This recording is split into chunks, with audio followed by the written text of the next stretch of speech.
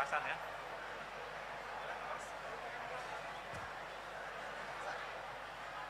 Ini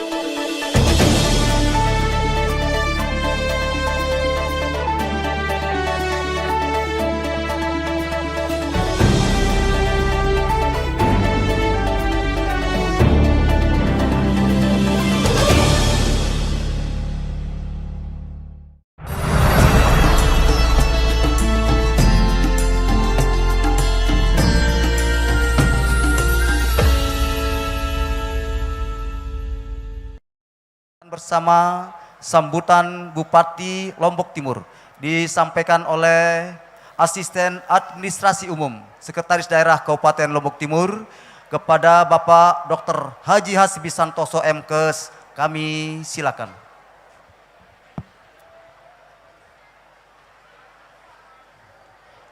Bismillahirrahmanirrahim. Assalamualaikum warahmatullahi wabarakatuh. Yang sama-sama kita hormati Ustadz Abdul Somad beserta seluruh jamaah yang berbahagia. Izinkan saya mohon waktu dan kesempatan untuk menyampaikan sambutan Bapak Bupati. Beliau, Bapak Bupati beserta Bapak Wakil Bupati mengirim salam takzim kepada kita semua karena tidak bisa sama-sama menghadiri acara kita pada siang hari ini. Bismillahirrahmanirrahim. Assalamualaikum warahmatullahi wabarakatuh. Pertama-tama marilah kita sama-sama memanjatkan puji syukur kehadirat Allah Subhanahu wa taala karena sampai hari ini kita masih mendapatkan karunia, kesehatan, keafiatan sehingga dapat menghadiri acara yang insya Allah penuh berkah untuk kita menimba ilmu dan untuk menguatkan kembali keimanan kita. Selanjutnya, salawat dan salam semoga tercurahkan kepada junjungan alam Nabi yang agung Muhammad Sallallahu Alaihi Wasallam yang telah menunjukkan kita jalan yang terang sehingga dapat membedakan yang mana yang hak dan yang mana yang batil. Dan insya Allah semoga kita semua kelak mendapatkan syafaat di yaumul hisab. Amin, amin, ya robbal alamin. Jamaah yang berbahagia, selanjutnya saya mengucapkan selamat datang di Kabupaten Lombok Timur kepada Ustadz Profesor Haji Abdul Somad Batubara, LC, DESA, PhD. Bapak Ustadz, selamat datang di bumi patuh karya kami. dengan penduduk 1,3 juta jiwa dan 99% adalah Muslim. Terima kasih Bapak Ustadz telah menyempatkan berkunjung dan menyupai kami masyarakat Lombok Timur di tengah jadwal yang saya yakin sangat padat. Dalam satu hari ini saja, Ustadz Abdul Somad telah memberikan pengajian tidak hanya di Masjid Agung Al-Mujahidin kita ini. Tadi pagi beliau sudah bertemu dengan Ponpes, warga Ponpes Arabani. Dan usai dari acara kita di sini, beliau akan lanjut ke Masjid Agung di Praia. Karena itu saya sangat menghargai waktu yang telah disiapkan untuk masyarakat Lombok Timur. Semoga pertemuan yang singkat ini dapat memberikan manfaat bagi kita semua, utamanya untuk memperbarui dan meningkatkan pengetahuan serta wawasan untuk ibadah kita. Meskipun singkat, saya juga berharap Ustadz dapat menikmati suasana Lombok Timur dan berharap suatu hari dapat berkunjung lebih lama, mengunjungi lebih banyak tempat, termasuk tempat wisata yang ada di daerah Lombok Timur. Saya tidak akan berpanjang kalam sebab saya yakin masyarakat, jamaah yang hadir sudah tidak sabar ingin mengikuti pengajian yang disampaikan oleh Ustadz. Namun Ustadz dapat dengan mudah dan dengan gampang masuk ke hati kami yang mendengarkan, insya Allah. Demikian beberapa hal yang dapat kami sampaikan. Semoga perjalanan dan kegiatan Ustadz menuju tujuan berikutnya berjalan lancar dan tidak menemui kendala berarti. Kepada jamaah yang hadir pada kesempatan ini, mari kita simak dan dengarkan. Tidak hanya dengan telinga, tetapi juga dengan hati dan pikiran kita. Sehingga apa yang kita terima hari ini dapat membawa keberkahan bagi kita semua. Amin, amin ya rabbal alamin. Terima kasih. Wabillahi taufiq wal hidayah. Wassalamualaikum warahmatullahi wabarakatuh. Bupati Lombok Timur HM Sukiman Azmi. Terima kasih. Wabillahi taufiq wal hidayah. Wassalamualaikum warahmatullahi wabarakatuh.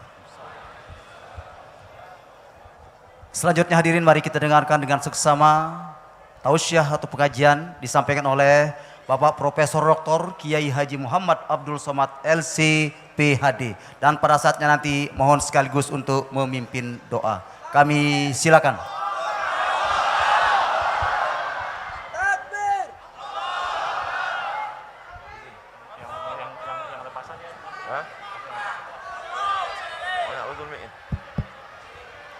Izin Pak Asisten.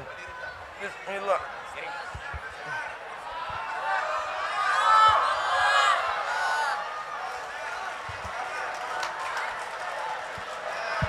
Bismillahirrahmanirrahim. Assalamualaikum warahmatullahi wabarakatuh.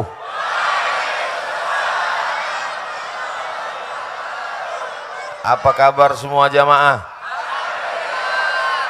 Alhamdulillahi rabbil. Apapun yang terjadi dalam hidup ini kita tetap mengucapkan alhamdulillah. Terbuka pintu mata, terbuka pintu kamar, terbuka kelopak mata, melihat masih terang benderang, kita katakan alladzi ahyana ba'dama amatana wa ilaihin nusyur. Terbuka pintu mata, gelap gulita, terdengar suara marrabbuka, tetap kita katakan alhamdulillah. Segala puji bagi Allah. Buktinya di awal sholat kita katakan alhamdulillahi rabbil alamin. Hilang nyawa kita, tetap kita puji Allah karena kita tetap kembali kepada Allah. Inna lillah. Hilang suami dilarikan pelakor, inna lillah wa inna ilaihi raji'un. Mudah-mudahan semuanya sehat walafiat. Cukup Allah sebagai penolong. Hasbunallah. Kalau hasbuna artinya cukuplah penolong kami. Tapi kalau cukup saya saja, hasbi. Santoso, senang dan bahagia. Hasbi santoso, cukup aku saja, kamu sudah senang dan bahagia. Tak perlu hadir bupati. Pak Bupati di tengah kesibukannya, di tengah usianya, beliau masih kuliah S3 dan hari ini beliau ujian. Maka beliau izin, Ustadz Somad, saya mesti ke Mataram karena Bupati tidak bisa ujian online. Anak SD bisa. Ini perlu saya jelaskan supaya tak ada dusta di antara kita. Diwakili oleh Bapak Asisten Al-Mukarram Bapak Haji Hasbi Santoso. Cukup dengan aku, kamu sudah senang dan bahagia. What is a name? Nama. Apalah arti sebuah nama? Tapi dalam Islam nama adalah doa. Ibu kalau ada yang hamil, kasih nama anaknya Hasbi Santoso. Cukup aku, kamu sudah bahagia. Jangan yang lain. Para tuan-tuan guru, para alim, para ulama, para habaib yang tak dapat saya sebutkan satu persatu. Hadirin hadirat, muslimin muslimat, mukminin mukminat yang belum kawin maupun belum sunat. Insya Allah semuanya dimuliakan Allah Subhanahu wa Ta'ala. Tadi begitu Pak Asisten memberikan kata sambutan, yang lain langsung mengatakan berdiri, berdiri, berdiri. Karena mereka khawatir saya duduk juga. Begitu saya berdiri, mereka mengatakan masker, masker, masker. Karena mereka takut saya tidak pakai masker. Dan yang paling mengerikan adalah kalau saya tidak pakai masker karena tidak ikut protokol kesehatan. Penjara, penjara, penjara. Maka dari awal sampai akhir masker ini saya pakai tapi di tangan. Nah, nanti kalau ada yang mengatakan, apa itu Abdul Somad? Ceramah di Lombok Timur, tidak pakai masker. Ini masker. Kenapa tidak dipakai? Jamaah nyuruh buka. Insya Allah semuanya baik-baik saja. Alhamdulillah. Saya sedang berada di Masjid Agung Al-Mujahidin, Lombok Timur, Selong. Hah? Selong. Oh, sama macam kabel. Kabel, pas datang orang Medan, kabel, kabel kata dia. Selong. Insya Allah semuanya yang hadir ini mendapatkan pahala jihad fisabilillah. Man kharaja fi talabil ilmi, siapa yang keluar rumah dengan niat menuntut ilmu, fahuwa fisabilillah, maka dia mendapatkan pahala jihad fisabilillah hatta yarji'a, sampai dia pulang ke rumahnya mendapatkan jihad fisabilillah. Semua mata tertuju kepada saya. Saya sangka begitu. Rupanya ada juga mata yang tertuju kepada Masjid Agung Al-Mujahidin. Bagus ini. Bagi yang syuting tolong nampakkan ini. Biar supaya orang tahu bahwa saya sedang berada di Masjid Agung Al-Mujahidin Selong. Allahu Akbar. Kabupaten Lombok Timur penduduknya 1,3 juta. Yang tak percaya, hitung sendiri. Di antara semua kabupaten-kabupaten, ini termasuk kabupaten yang terbesar. Bangga atau tidak bangga?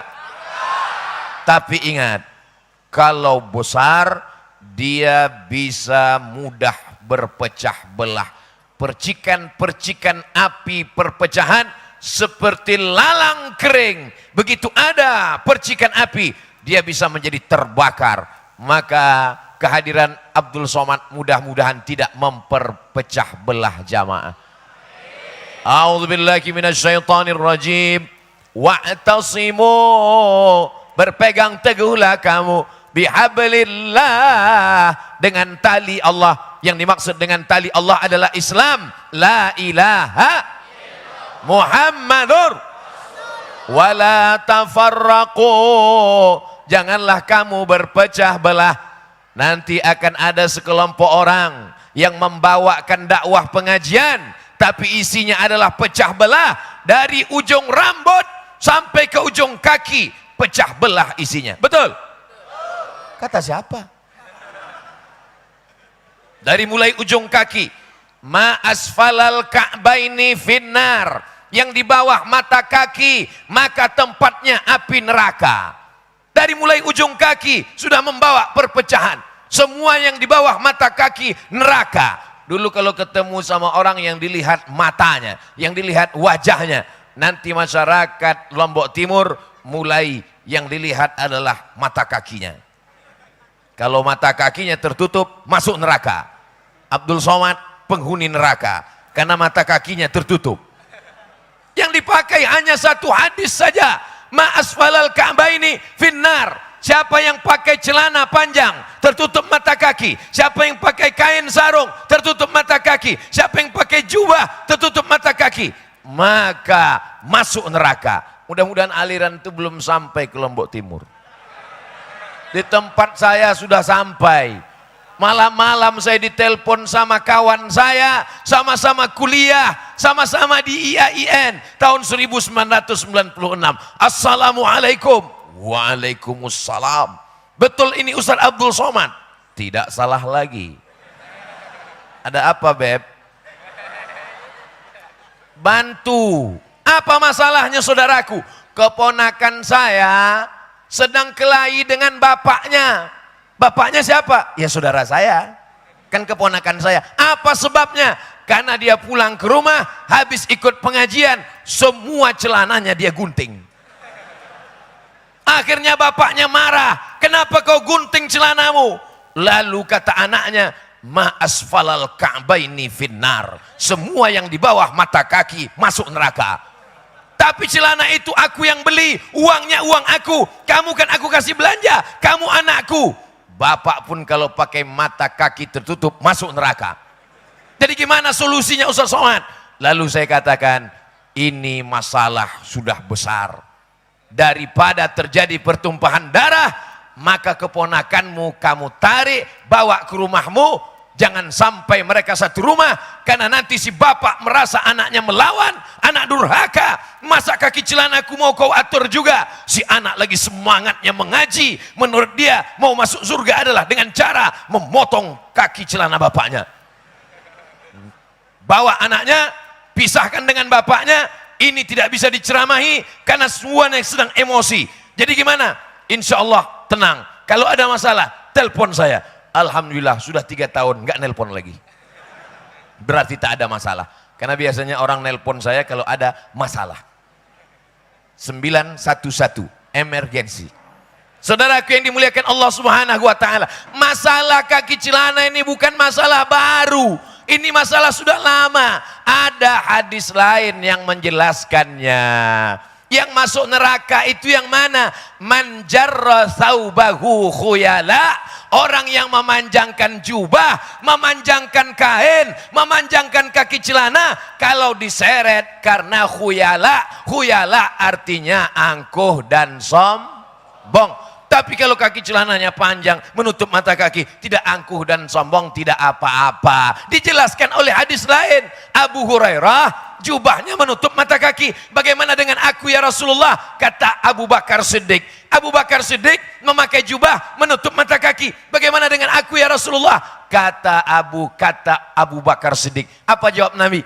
Anta lasta minal khuyala. Kamu tidak sombong, maka tidak apa-apa. Makanya jangan mengambil satu hukum dari satu hadis. Gabungkan beberapa hadis. Maka datanglah Al-Hafiz Ibnu Hajar Al-Asqalani, Al-Hafiz Imam An-Nawawi, Hafiz Jalaluddin Abdurrahman As-Suyuti mengatakan, kalau mata kaki tertutup, kain, jubah, celana, kalau tidak sombong, maka hukumnya mubah, tidak apa-apa. Selesai masalah? Satpol PP penting tahu masalah ini. Polisi penting tahu masalah ini. TNI penting tahu masalah ini. Kenapa? Karena bisa saja terjadi dalam sholat berjamaah masjid. Allahu Akbar. Orang pertama dilihat dulu, dengar suara imamnya. Alhamdulillahi Rabbil Alamin. Sekarang dia tengok kaki celana imamnya. Penghuni neraka. Assalamualaikum warahmatullah. Assalamualaikum warahmatullah. Ya ahlan nar. Hei imam penghuni neraka. Imamnya emosi. Apa kau katakan? Kau belum lahir, aku sudah jadi imam. Sekarang jubahku lewat mata kaki. Kau katakan aku penghuni neraka. Ini untukmu. Datang Pak Kapolsek. Kata Pak Kapolsek, hadis yang mengatakan kaki celana, kaki jubah masuk neraka. Hadisnya sahih, ma asfalal ka'baini finnar. Tapi ada hadis satu lagi mengatakan yang masuk neraka adalah man jarra thawbahu khuyala, kalau untuk angkuh dan sombong. Kata Imam Nawawi, kalau tidak angkuh dan sombong tidak apa-apa. Imam dan makmum terpukau, kok bisa polisi tahu? Ternyata mereka habis mendengar ceramah Ustaz Abdul Somad di Masjid Al-Mujahidin Selong. Allahu Akbar. Allahu Akbar. Jamaah yang dimuliakan Allah Subhanahu wa taala, dari mulai ujung kaki sampai ujung kepala, apalagi jenggot. Uksus syarib, potonglah kumis. Wa'ful liha, biarkan jenggot. Potong kumis, biarkan jenggot. Maka dengan demikian membiarkan jenggot hukumnya wajib. Lawan dari wajib berarti haram. Maka mencukur jenggot hukumnya haram. Melakukan perbuatan haram terus menerus, cukur jenggot, cukur jenggot, cukur jenggot, cukur jenggot, berarti mencukur jenggot hukumnya haram. Orang yang terus cukur jenggot berarti fasik. Orang yang fasik tidak dapat hidayah, tidak boleh jadi imam, tidak boleh ceramah. Kalau dia ceramah tidak boleh didengar. Ustaz Somad tidak berjenggot. Padahal hadis itu ada kronologisnya. Di kota Madinah banyak orang Yahudi. Yahudi Bani Nadir, Yahudi Bani Quraizah, Yahudi Qainuqa, Yahudi Khaybar. Orang Yahudi kumisnya panjang, jenggotnya panjang. Sama-sama pakai sorban, sama-sama pakai jubah. Bagaimana cara membedakannya? Kata Nabi, khaliful Yahud, bedakan diri kamu dengan orang Yahudi. Bagaimana cara membedakan dengan orang Yahudi? Uksus syarib, potong kumis. Wa'ful liha, biarkan jenggot. Karena orang Yahudi kumisnya panjang, jenggotnya panjang. Maka untuk membedakan supaya ketemu, Yahudi dengan Arab bentuknya sama, hidungnya sama-sama mancung, matanya sama-sama bulat, jenggotnya sama-sama panjang, sama-sama pakai jubah. Bagaimana cara membedakannya? Orang Yahudi kumis panjang, jenggot panjang. Orang Islam kumisnya potong, jenggotnya panjang. Maka dengan demikian ikhtilaf antar ulama. Kalau begitu memanjangkan sunnah, maka mencukur hukumnya tidak sampai pada haram. Tapi yang disampaikan satu saja. Akhirnya orang menilai saudaranya, tengok atas, tengok bawah. Pandang ke bawah, kaki celana, pandang ke atas, jenggot. Abdul Somad kena 2 pasal. Pasal 1 kena, pasal 2 kena. Tinggalkan Abdul Somad, karena dia bukan Ustadz Ahlus Sunnah. Dia adalah UAS, Ustadz Ahli Syubhat. Kiamat dunia ini saudaraku. Alhamdulillah, rupa-rupanya di Lombok Timur belum sampai. Diceramahkan supaya kita waspada sebelum COVID datang. Kita sudah siapkan masker, sudah siapkan protokol kesehatannya. Sedia payung sebelum, bisa sebelum pundan, bisa juga sebelum panas. Jamaah yang dimuliakan Allah Subhanahu wa taala, nanti umat ini kelahi hanya gara-gara jenggot. Apa kata yang berjenggot melihat yang tidak berjenggot?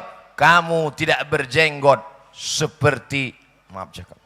Tapi yang sudah berjenggot jangan gara-gara ceramah ini lalu pulang nyukur jenggot. Yang sudah berjenggot bagus, yang belum punya jenggot beli kemiri biar supaya tumbuh jenggot. Yang sudah berjenggot jangan diejek. Kamu berjenggot seperti kambing.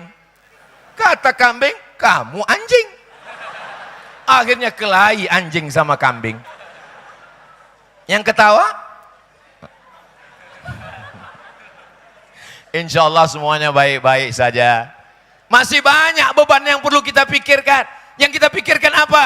Ini alam Lombok Timur cantik luar biasa. Gunungnya Masya Allah, lautnya indah. Ada lautnya? Ada. Soalnya saya pernah ceramah ke satu daerah, pantainya luar biasa. Selesai ceramah, mohon maaf Pak Ustadz, kita nggak punya pantai.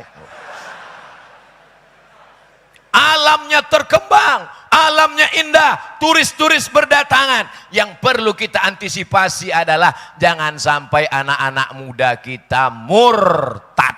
Betul? Adapun masalah khilafiyah kaki celana, masalah khilafiyah jenggot, ini tidak sepakat ulama. Ada yang mengatakan haram, ada yang mengatakan makruh, ada yang mengatakan sunat, ada yang mengatakan wajib. Perbedaan pendapat di kalangan mazhab itu biasa. Mazhab yang paling tua Hanafi, mazhab nomor 2 Maliki, mazhab nomor 3 Syafi'i, mazhab nomor 4 Hambali. Kita sudah diajarkan 4 mazhab, semuanya ahlus sunnah wal.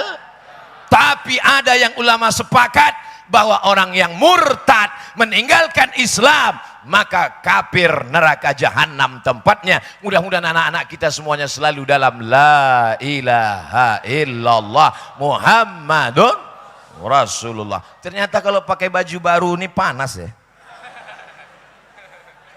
Tadi saya dari Mataram pakai baju putih sampai di Selong. Trauma saya bilang salah Selong tadi. Disuruh ganti baju. Gimana batik saya ini? Bagus? Anda ingin dapat batik Selong? Hubungi nomor kontak berikut ini.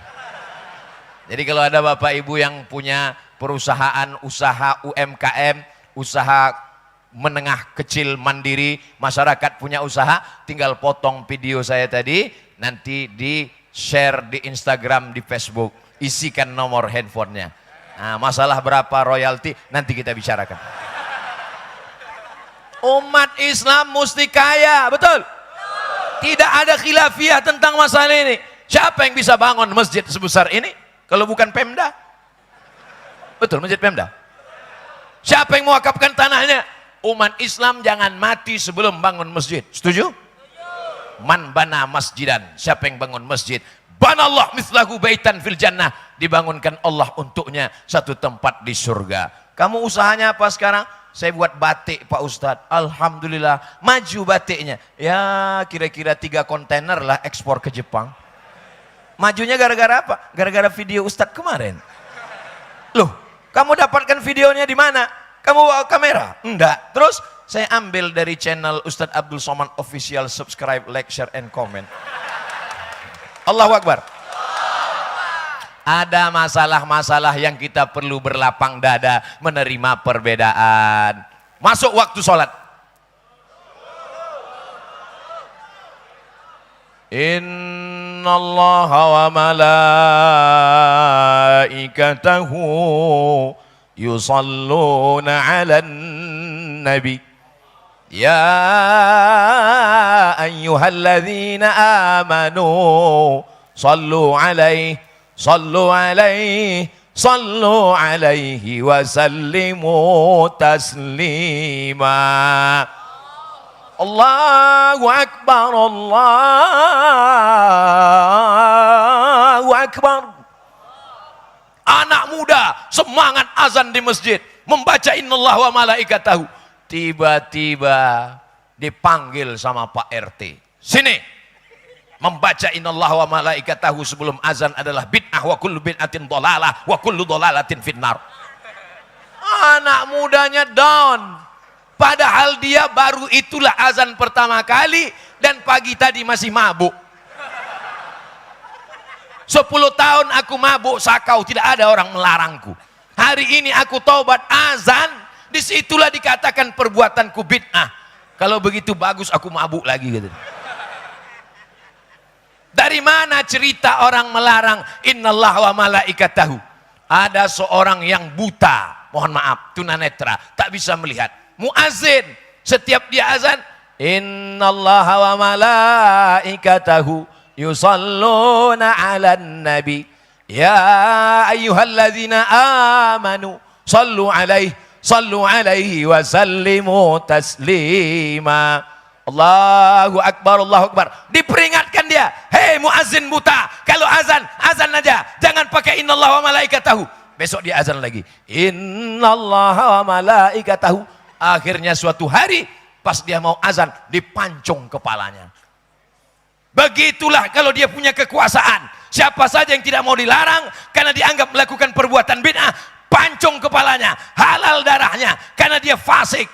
Cerita ini dapat Abdul Somad dari mana? Dari satu buku judulnya Fitnatul Wahhabiyah, ditulis oleh Syekh Ahmad Zaini Dahlan, Mufti Mazhab Syafi'i dari kota Makkah Al-Mukarramah. Silakan download di www.google.com.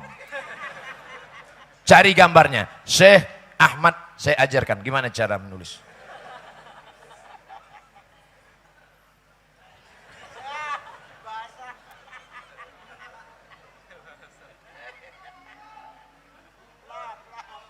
Allahu Akbar. Syekh Alif Lam Shin Ya Kha, Syekh Ahmad Zaini Dahlan, pakai H kecil. Dahlan. Syekh Ahmad Zaini Dahlan. Ini orangnya, ini kitabnya. Yang warna jingga kitabnya. Ini orangnya yang menulis kitab. Tinggal download saja. Dalam kitab ini dia katakan, ada seorang muazin membaca innallaha wa malaikatahu karena tidak mau dilarang, dipancung kepalanya. Siapa Syekh Ahmad Zaini Dahlan? Tahu Syekh Muhammad Hasyim Asy'ari? Tahu? Syekh Muhammad Hasyim Asy'ari mengambil sanad hadis Sahih Bukhari dari Syekh Mahfuz At-Tirmasi. Syekh Muhammad Hasyim Asy'ari mengambil hadis dari Syekh Mahfuz At-Tirmasi di Masjidil Haram. Syekh Mahfuz At-Tirmasi mengambil hadis dari Syekh Bakri Syato. Syekh Bakri Syato mengambil hadis dari Syekh Ahmad Zaini Dahlan. Catat, ingat karena akan masuk ujian semester. Syekh Muhammad Hasyim Asy'ari mengambil hadis dari Syekh Mahfuz Tirmasi. Syekh Mahfuz Tirmasi mengambil sanad hadis dari Syekh Bakri Syato. Syekh Bakri Syato mengambil sanad hadis dari Syekh Ahmad Zaini Dahlan. Sahih Bukhari, Sahih Muslim, Muwatta Malik, sanad-sanad kitab hadis ada di kepalanya. Beliau terpercaya, beliaulah yang menulis kitab ini, bahwa ada muazzin membaca innallaha wa malaikatahu, dipancung kepalanya. Orang Lombok Timur ada yang azan membaca innallaha wa malaikatahu? Ada. Siap-siap dipancung kepalanya. Lalu kemudian anak ini ngadu ke saya. Datang waktu saya masih jadi dosen. Ustadz Somad, apa hukumnya baca innallaha wa malaikatahu? Bagus. Tapi Pak RT ngelarang saya. Katanya baca innallaha wa malaikatahu itu bid'ah. Bid'ah dhalalah, masuk neraka. Lalu saya bilang, kau tinggal di masjid di tempat Pak RT? Iya Pak Ustadz. Nanti kalau saya baca innallaha wa malaikatahu, saya diusir dari sana. Oke, kalau gitu nggak usah lagi baca innallaha wa malaikatahu. Jadi buat aja pengumuman, ladies and gentlemen, all of our brother, wahai saudaraku di sekeliling masjid, nanti ketika aku sebut nama Muhammad, bersolawatlah, bersolawatlah, bersolawatlah. Asyhadu anna Muhammadar Rasulullah. Allahumma salli ala Sayyidina Muhammad wa ala ali Sayyidina Muhammad. Sekarang saya tanya, mana yang lebih bagus? Hai saudaraku sekeliling masjid, kalau kusebut nama Muhammad, berselawatlah, berselawatlah. Bagus pakai pengumuman atau innallaha wa malaikatahu? Pancung kepalanya. Sama seperti imam mau sholat. Apa kata imam? Sawus sufuf, luruskan shaf. Fa inna taswiyatas sufuf min tamamis shalah. Itu makmum sudah tahu atau enggak tahu? Sudah tahu. Masalah meluruskan shaf makmum kan sudah tahu. Kenapa tetap disuruh diingatkan? Supaya ingat, supaya jangan lupa. Hafal kaji karena diulang. Pasal jalan karena selalu dilalui. Diingat, diulang-ulang. Saya sudah banyak masjid sholat. Belum pernah imamnya ngomong, jamaah saya tidak nyuruh lagi karena kalian udah tahu semua. Terserahlah mau lurus mau enggak. Imam tidak boleh angkat tangan takbiratul ihram sebelum dia berpesan kepada makmum, sawus sufuf. Kalau di Makkah, istau, i'tadilu, tarasu, saddul furaj, saddul halal, luruskan shaf, luruskan barisan. Kenapa orang diingatkan? Begitu juga dengan azan. Banyak ketika azan dikumandangkan, dia tidak bersolawat. Asyhadu anna Muhammadar Rasulullah. Kiki. Tengok TikTok.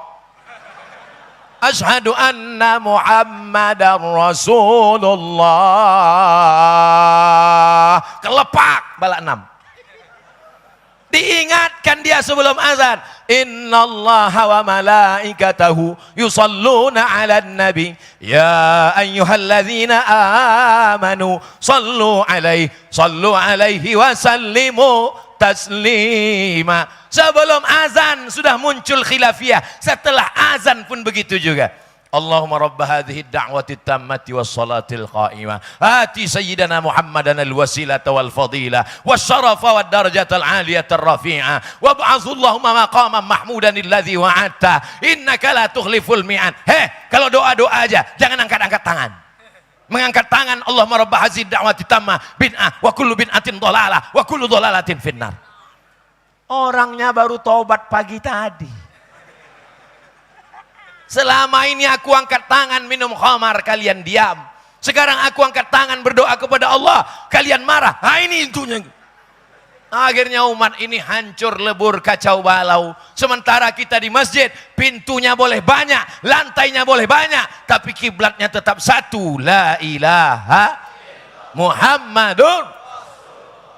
Saya ingin dengan tausiah ini kita merapatkan barisan, menyatukan pandangan, mengatakan dalam diri kita nata'awan fi mattafaqna, mari kita berlapang dada menerima perbedaan, nata'adzar fi makhtalafna, mari kita berlapang dada menerima khilafiyah, wa nata'awan fi mattafaqna, mari bekerja sama untuk izzahnya Islam. Allahu Akbar.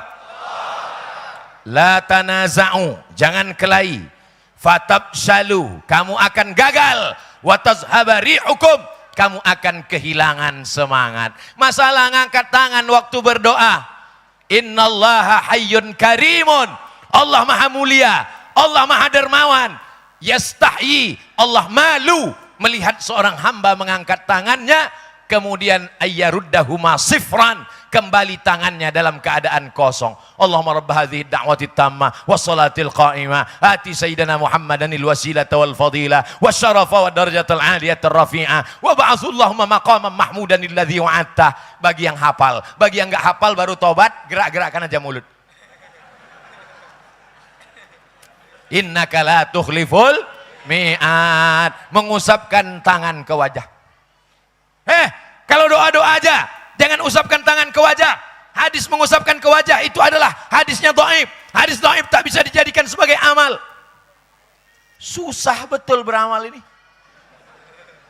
Aku sudah bersyahadat, aku sudah tobat, kau permasalahkan kaki celanaku.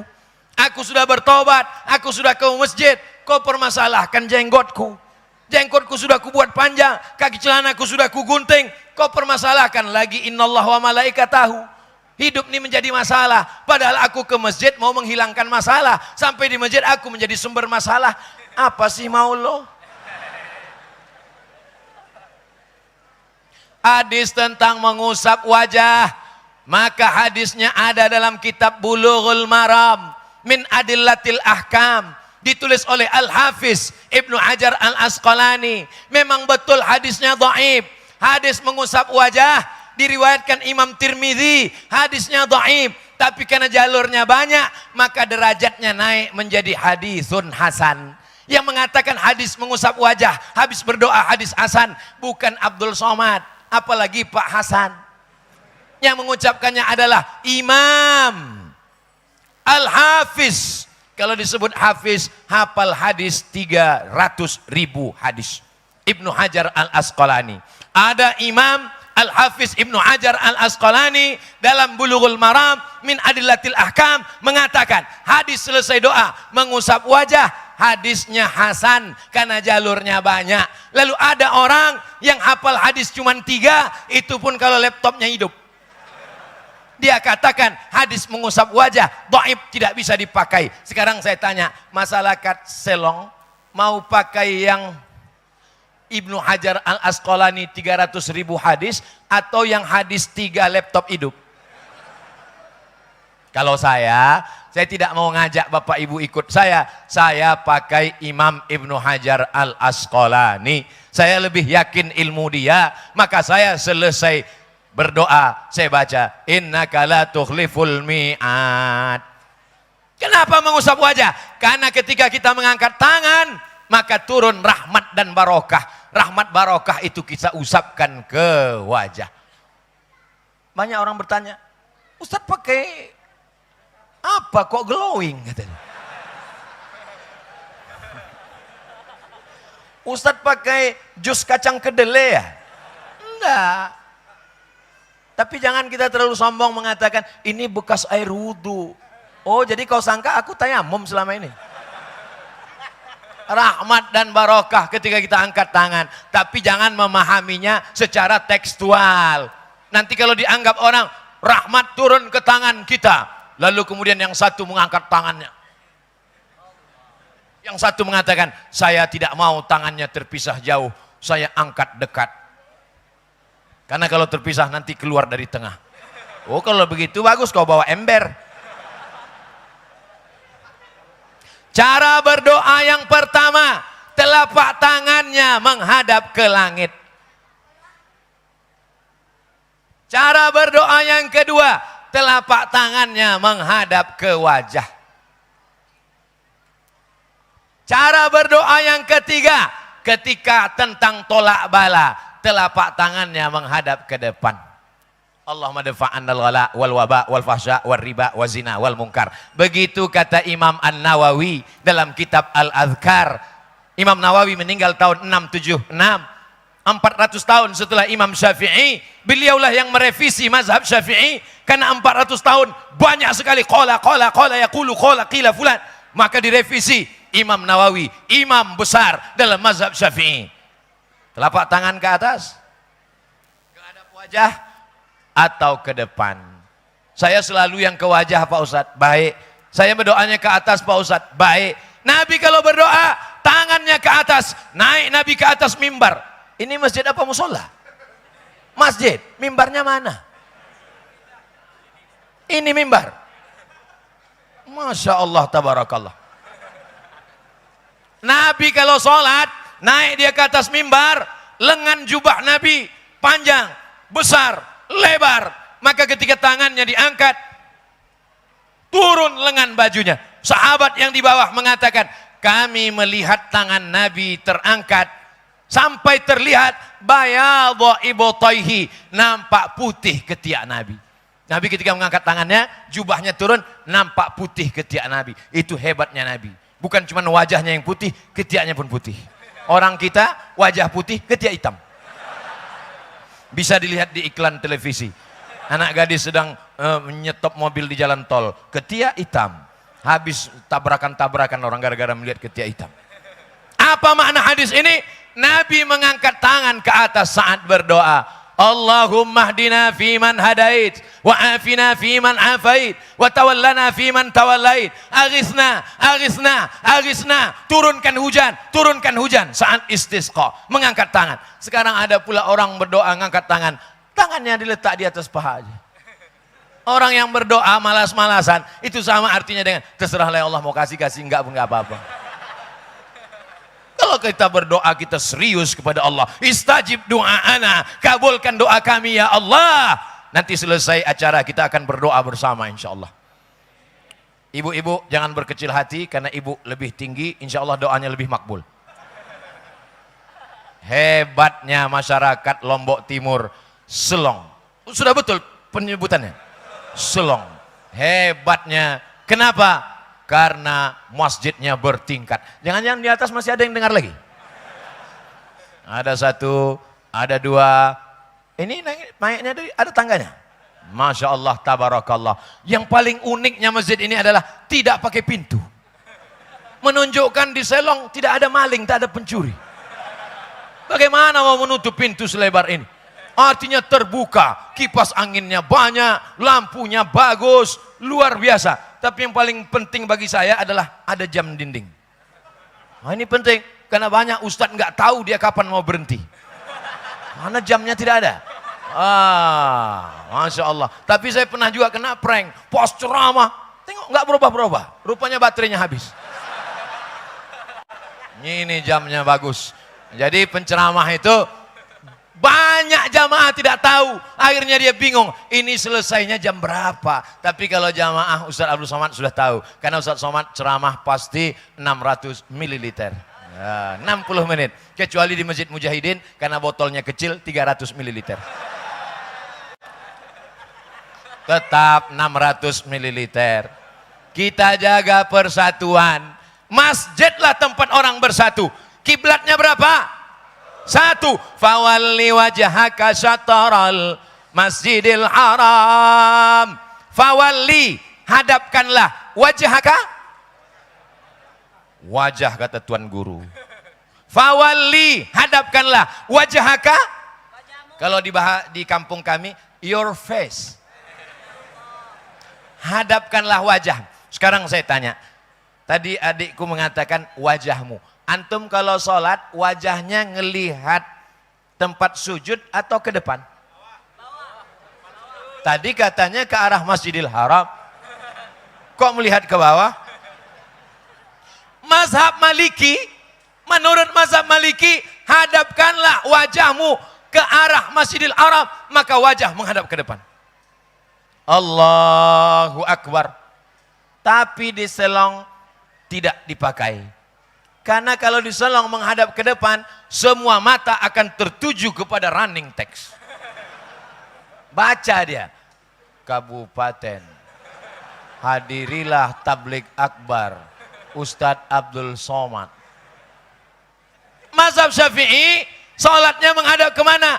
Yang menghadap ke Masjidil Haram dadanya. Sedangkan matanya menghadap ke tempat sujud arah kiblat. Padahal bunyi ayatnya, fawalli wajhaka, hadapkanlah wajahmu syatral masjidil haram, ke arah Masjidil Haram. Lihat, tentang satu ayat pun ulama ikhtilaf. Mazhab Syafi'i wajahnya menghadap ke arah tempat sujud, tapi ketika menghadap ke depan dadanya menghadap ke arah kiblat. Kenapa matanya melihat tempat sujud? Supaya tidak berpikir macam-macam. Apalagi sekarang orang pakai baju macam-macam. Kalau sempatlah saya sholat maghrib nanti, makmum di depan matanya melihat baju saya, langsung dia terpikir, berapalah harga batik Ustadz Somad ini? Apalagi nanti 2023, 2024, sholat di masjid, matanya menghadap ke depan, tertulis di belakang, coblos nomor. Apalagi anak-anak muda ini, kadang pakai baju kaos, seenaknya saja, membuat tulisan-tulisan, tanpa dia pikirkan orang yang membaca. Iya kalau bacanya di tanah lapang, kalau bacanya di masjid, pas lagi sholat, tertulis, hidup sudah susah, jangan bikin susah. Makmumnya di belakang, datang hari Jumat, dengan gagahnya datang hari Jumat, terlambat pula itu. Sudah terlambat, bukannya malu sholat di samping, langsung ke tengah, khutbah, khotib ceramah. Dia mau menunjukkan tentang hadis bahwa Nabi pernah khutbah, ada orang masuk masjid disuruh berdiri sholat, maka dia pun berdiri sholat di depan orang yang sedang duduk. Allahu Akbar. Tertulis di baju kaosnya, emang masalah buat lo?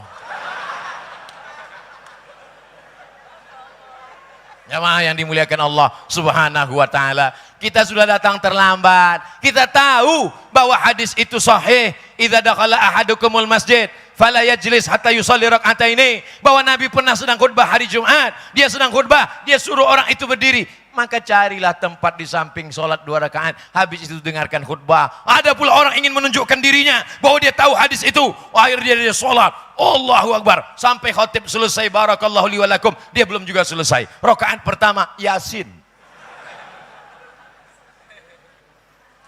Ada perasaan, ada fikih aturan, wajib, sunat, rukun, syarat, sunat muakkad.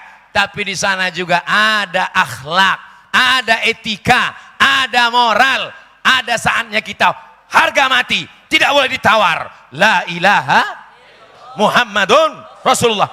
Tapi masalah-masalah khilafiyah bukan satu pendapat ulama. Alhamdulillah, masyarakat Lombok Timur, masyarakat Nusa Tenggara Barat, mereka sudah diajarkan tentang ikhtilaf mazhab. Sehingga nanti kalau ada orang mengatakan, ini salah, mereka tinggal jawab, ente aja kurang piknik. Ini nggak betul, ini nggak betul. Ente aja baru baca 1 buku. Bacalah banyak buku. Maka yang paling banyak membaca buku adalah kutu. Maka disebut dengan kutu. Jangan sampai buku kita cuma dibaca kutu. Kita yang membacanya. Kajian sholat maghrib ke isya Hari Senin malam Selasa kajian fikih. Fikihnya apa? Fikih 4 mazhab. Usolli fardol maghribi salasa rakaatin adaan ma'muman lillahi ta'ala. Allahu akbar. Bid'ah. Karena Nabi tidak pernah melafazkan niat.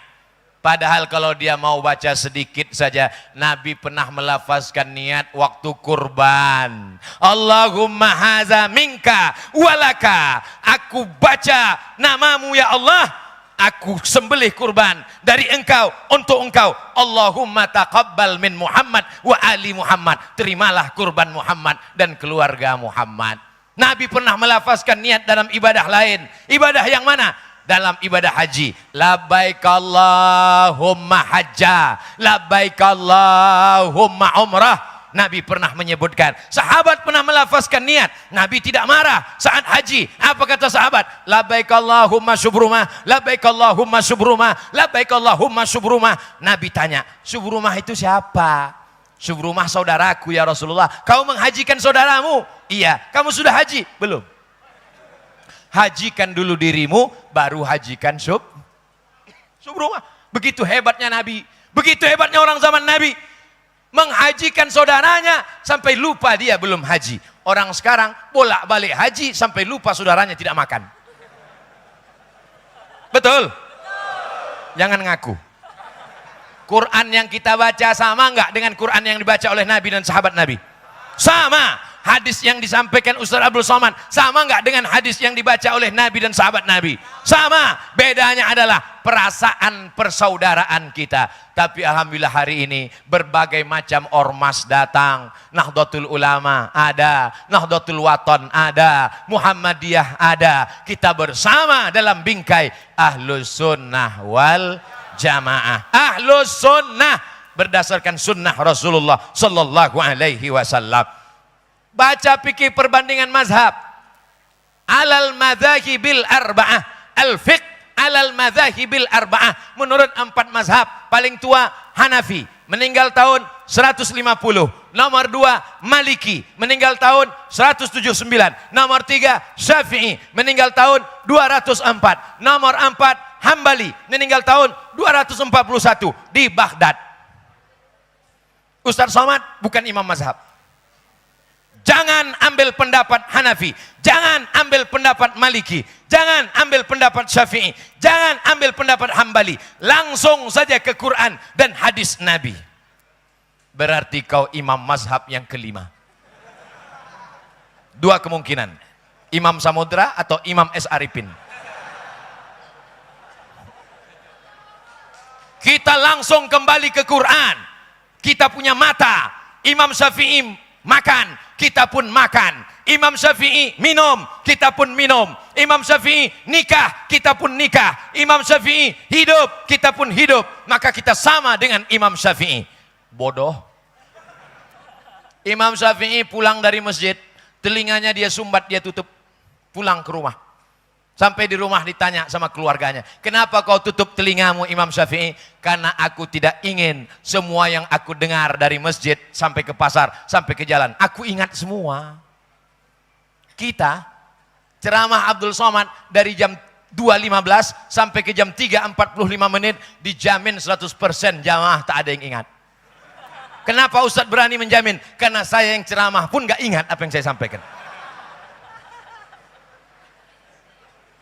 Imam Bukhari 7.275 hadis Sahih Bukhari di kepala dia semuanya, dan itu dia seleksi dari 300.000 hadis, diseleksi dari 600.000 hadis. 600.000 hadis masuk hadis sahih, masuk hadis dhaif, masuk hadis palsu, direvisi jadi 300.000 hadis, diperkecil lagi menjadi 7.275 hadis. Tidak pakai laptop, tidak pakai handphone, tidak pakai www.google.com. Dari mana Imam Bukhari menyampaikan hadis? Imam Bukhari menyampaikan hadis dari Abdullah bin Maslamah. Abdullah bin Maslamah dari siapa? Dari Malik bin Anas. Malik bin Anas dari siapa? Dari Abu Zinad. Abu Zinad dari siapa? Dari Al-A'raj. Al-A'raj dari siapa? Dari Abu Hurairah. Abu Hurairah dari siapa? Dari Nabi Muhammad. Dari Muhammad dari siapa? Dari Jibril. Jibril dari siapa? Dari Allah Subhanahu wa ta'ala. Allah dari siapa Pak Ustaz? Kau siapa? Setan? Bersanad, berilmu, ngaji.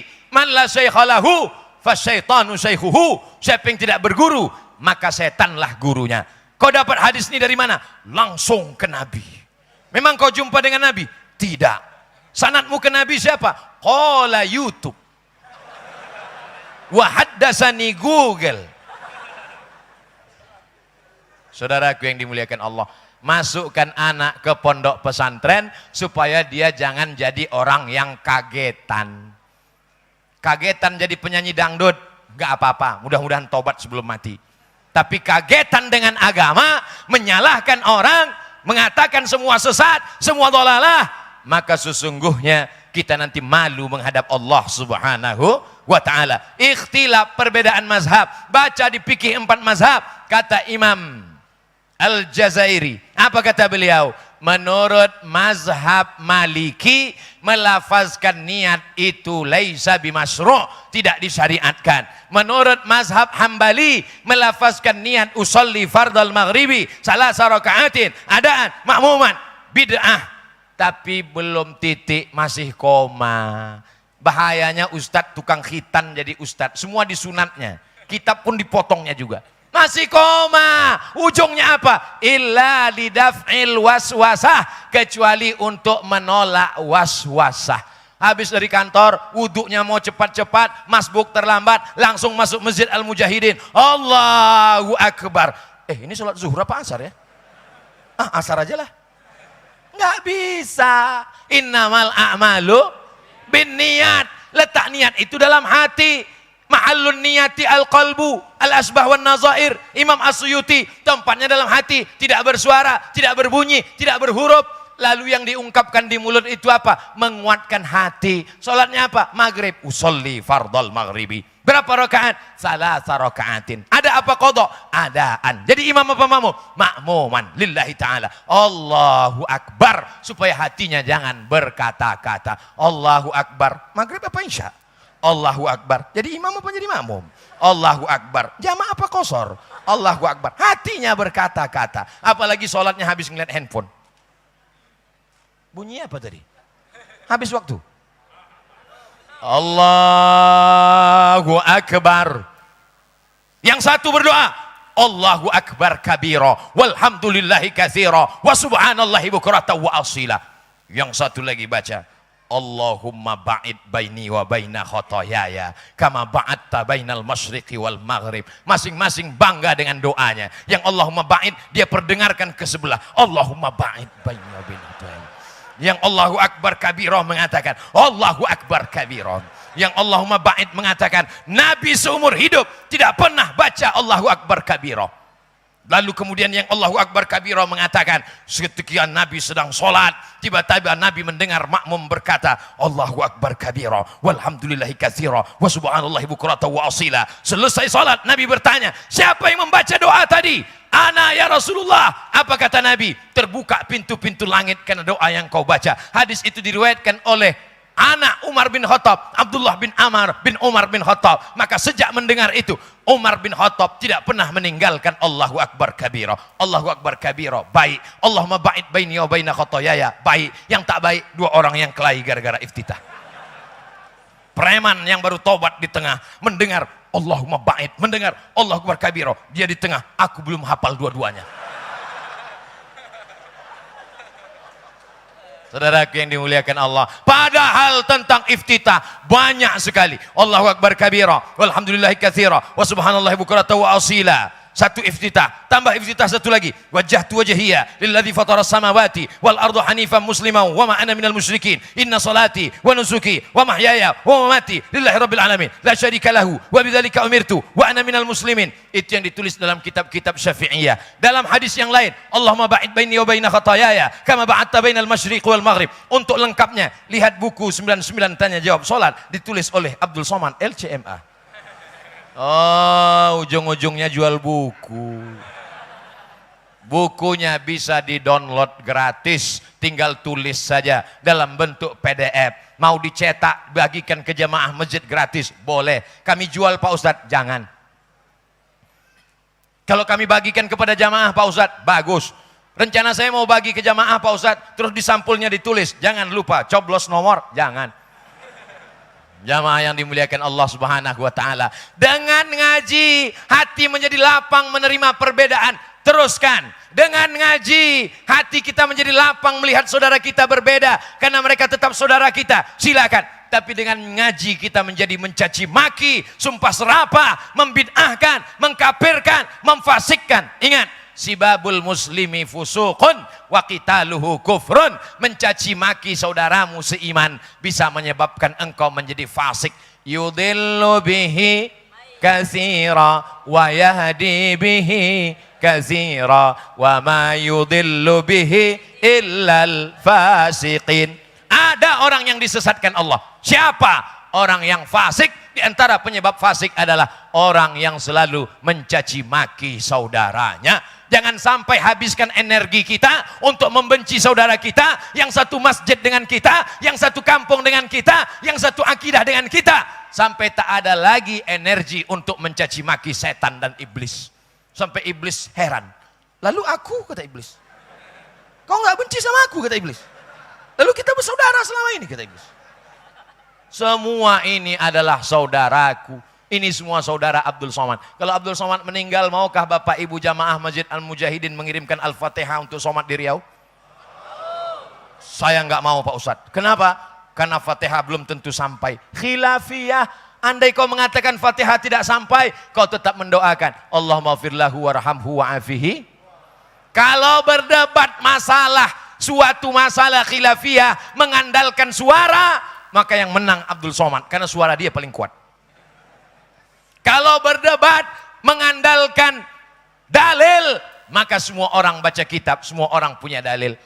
Tapi kita punya kode etik. Bagi yang meyakini bacaan Quran sampai untuk orang meninggal, silakan. Bagi yang meyakini tidak sampai, silakan. Karena orang mati tidak pernah kirim kabar.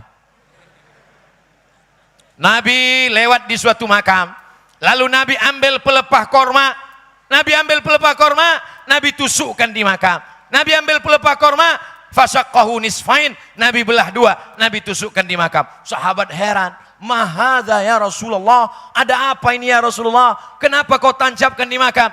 La'allallaha an yukhaffifa 'adzabahuma ma lam yaibasa. Pelepah korma ini bertasbih. Tasbih yang dibaca pelepah korma sampai kepada orang yang meninggal dunia. Mudah-mudahan tasbihnya meringankan azabnya. Hadis ini ada dalam Sahih Muslim. Kalau baca Sahih Muslim, nggak ngerti, baca syarah Sahih Muslim. Namanya kitab Al-Minhaj, syarah Sahih Muslim Ibn Al-Hajjaj, Imam Nawawi. Apa kata Imam Nawawi? Kalau tasbih pelepah korma sampai, apalagi bacaan Quran Abdul Somad. Yang ujung itu tambahan dari saya. Kalau tasbih pelepah korma sampai, apalagi bacaan Quran orang beriman.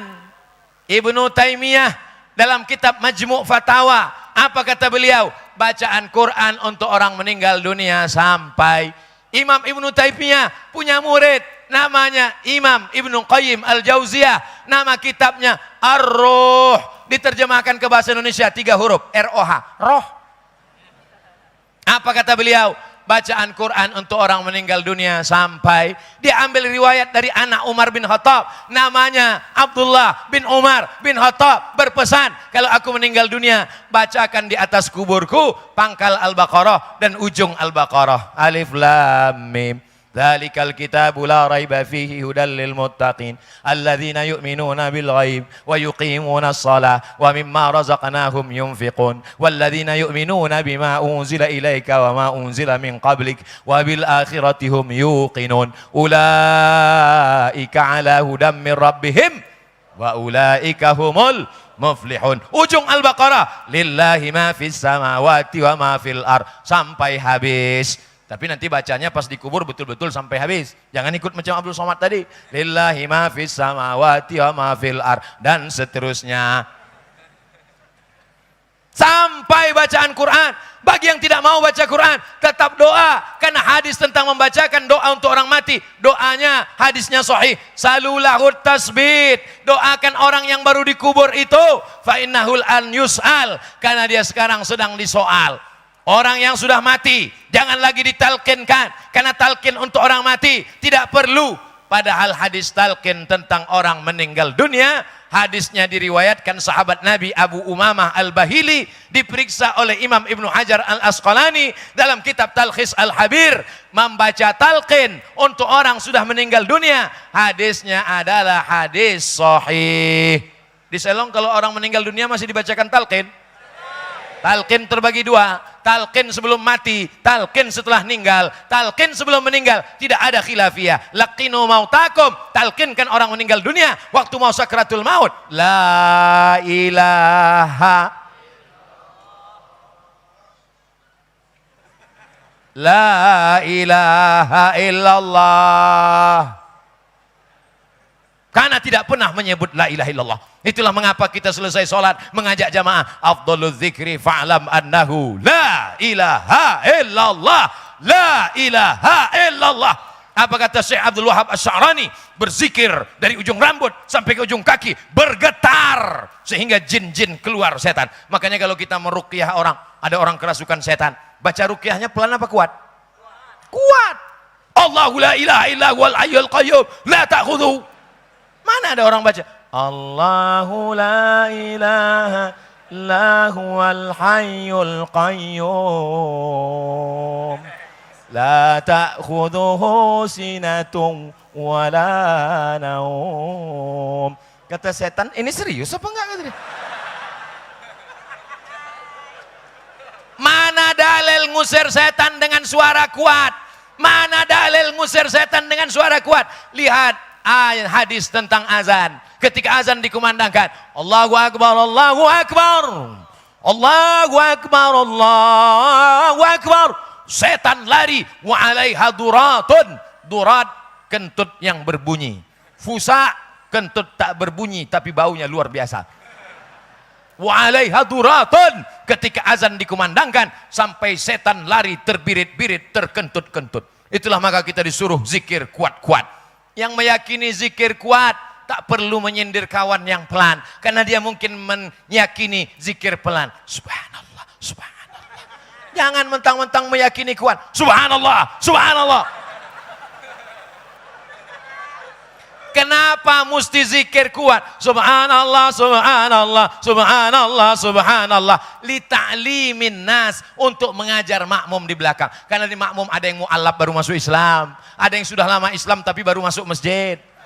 Ada anak-anak kecil yang nggak tahu bacaan, dia pulang ke rumah ditanya sama emaknya, "Nak, ya, imamnya tadi siapa? Ustaz Somad. Bunyi zikir selesai sholat gimana?"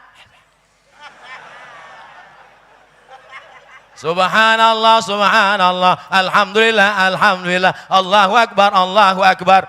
Allahumma la mani'a lima a'taita wa la mu'tiya lima mana'ta wa la radda lima qadaita wa la yanfa'u dzal jaddi minkal jaddu. Didengarnya subuh, didengarnya zuhur, didengarnya asar, didengarnya maghrib, didengarnya isya. Enggak juga hafal, bodoh. Anak-anak kita pasti hafal tanpa melihat. Kenapa? Karena sering mendengar. Inna sam'a, mendengar, wal basar, melihat. Mana lebih dulu? Ngelihat tulisan atau mendengar? Mendengar. Berapa banyak di antara kita mendengar, hafal Al-Fatihah, hafal Qul Huwallah, hafal Yasin, tapi nggak bisa baca Quran. Kenapa? Mendengar. Apalagi kalau Yasin rame-rame, hafal dia. Turja'un. Tadi Abdul Somad memulai tausiah jam 2.15, sekarang sudah sampai jam 3.15. 60 menit kita bersama. Kebersamaan kita ini mudah-mudahan tercatat sebagai amal soleh. Ketika nanti kita dipersilahkan Allah Ta'ala, orang-orang yang ada di Selong, di Lombok Timur, masuk surga, maka mereka pasti mencari-cari Abdul Somad. Ya Allah, Ustadz kami, guru kami Abdul Somad, walaupun cuma sekali datang ke Selong, mana dia? Kata malaikat, dia sudah lama nunggu kalian di VVIP. Amin kan? Begitu cara Abdul Somad minta doa orang-orang soleh. Ketika jamaah mengatakan amin, Kata Allah, somat masuk surga bukan karena amalnya, tapi karena doa orang soleh, masukkan dia ke dalam surga Jannatul Firdaus. Ala hazihin niyah, untuk niat yang baik-baik ini kita jaga persatuan kita, jangan berpecah belah hanya karena masalah khilafiyah. Diturunkan Allah rahmat dan barakah. Al-Fatihah. A'udzubillahi minasyaitonir rajim. Bismillahirrahmanirrahim. Alhamdulillahi rabbil alamin. Ar-Rahmanir Rahim. Maliki yaumiddin. Iyyaka na'budu wa iyyaka nasta'in. Ihdinas siratal mustaqim. صراط الذين أنعمت عليهم غير المغضوب عليهم ولا الضالين آمين.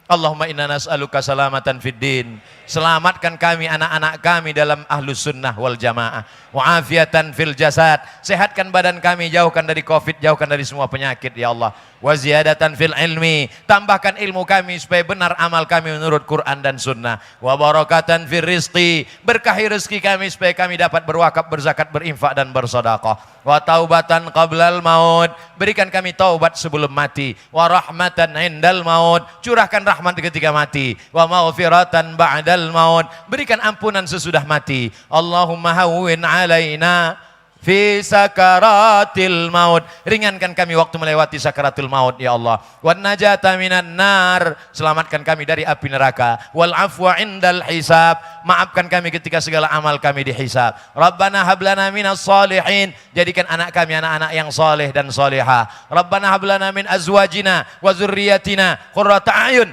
Jadikan pasangan hidup kami, anak cucu kami orang-orang yang sejuk dipandang mata. Waj'alna lil muttaqina imama. Jadikan kami menjadi pemimpin bagi orang yang bertakwa. Allahumma dafa'anna al-ghala wal waba wal fahsya wal riba wal zina wal munkar. Selamatkan Lombok Timur dari malapetaka, bencana, musibah, riba, zina, narkoba, perbuatan keji dan mungkar. Allahumma khtim lana bi husnil khatimah wa la takhtim alaina bi su'il khatimah. Allahumma ja'al akhir kalamina, jadikan akhir kalam kami ketika ajal kami sampai, yang terakhir keluar dari mulut kami dan anak cucu kami sampai hari kiamat, la ilaha illallah Muhammadur Rasulullah sallallahu alaihi wasallam. Rabbana atina fid dunya hasanah wa fil akhirati hasanah wa qina adzabannar. Wa sallallahu ala sayyidina Muhammad wa ala alihi wa sahbihi wasallam. Walhamdulillahi rabbil alamin. Taqabbalallahu minkum minna wa minkum taqabbal ya karim. Terima kasih segala perhatian.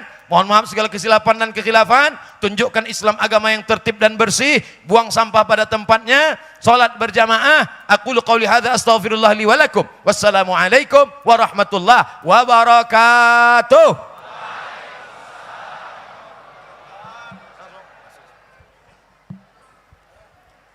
Hadirin yang dirahmati Allah, demikianlah pengajian kita pada siang hari ini. Dan sebagai ungkapan syukur kepada Allah Subhanahu wa taala atas telah terlaksananya acara ini, mari kita sama-sama tutup dengan melapaskan hamdalah. Alhamdulillahirabbil alamin. Wassalamualaikum warahmatullahi wabarakatuh.